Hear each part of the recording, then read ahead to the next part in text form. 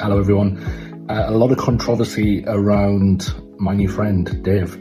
The Friend Pendant by Avi Schiffmann. And a lot of controversy around this online, around the advert of how AI could be a friend, how this can be a friend.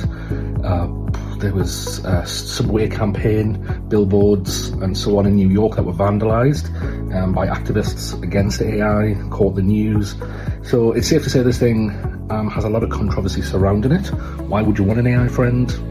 Big question that I'm still trying to figure out, if there's even an answer.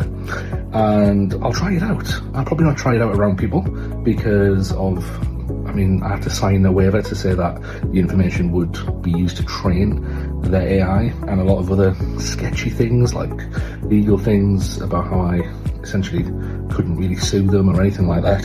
So this is very much for my own personal use, just to test it and just to see what the technology is like, whether this is the future.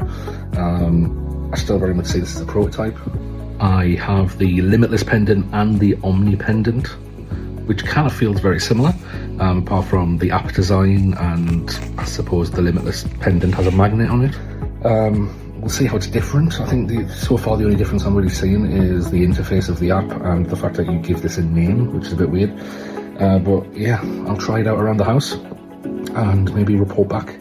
Maybe not, because I've bought a lot of prototype tech over the last few years that's kind of just gone on a shelf. Hopefully one day I can reminisce about the early stages of this AI revolution and some of the crazy tech that was being made. Maybe one of them, maybe one or two of them will become part of my daily life. Who knows? Especially with what OpenAI have got on the horizon.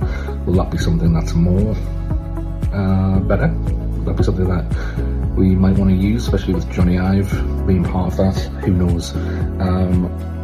But yeah, here it is. Friend.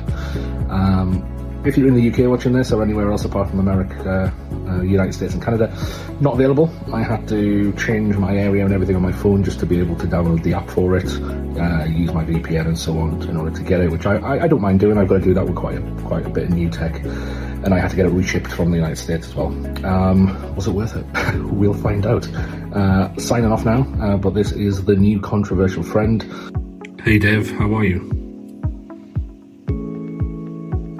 I have just set you up, Dave, and I'm wondering what you can do.